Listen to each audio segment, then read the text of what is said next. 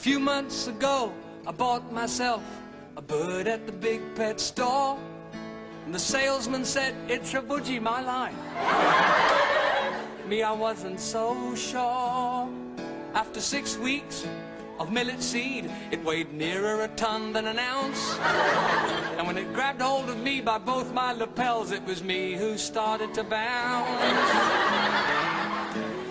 I mean, all you could hear was this terrible row going on. Who's a pretty bird? Who's a pretty boy? And that was me, not the Budgie. Oh, what a whopper he turned out to be. A ton of talons and claws. When his beak did strike, well, he looked just like a feathered version of Jaws. And then one day he got out of his cage. It's something I'll never forget.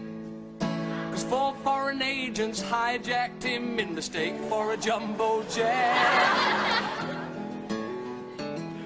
He flew them all the way to Cuba. They were furious. They didn't want to go to Manchester. I thought perhaps he's a lonely bird and he needs a birdie friend.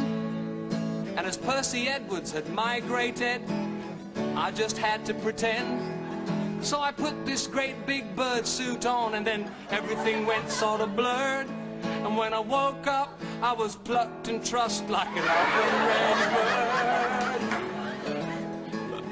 Brought tears to my eyes. Oh, what a whopper he turned out to be, like a Patrick Moore who could fly. Because he'd sit there and he'd stare at me with one great big beady eye. I called the vet round to see him. The bird gave a happy caw. He opened up his beak and he swallowed him up, and he sat there begging for more. I don't know, more. I mean, where was I going to get vets from at that time of night?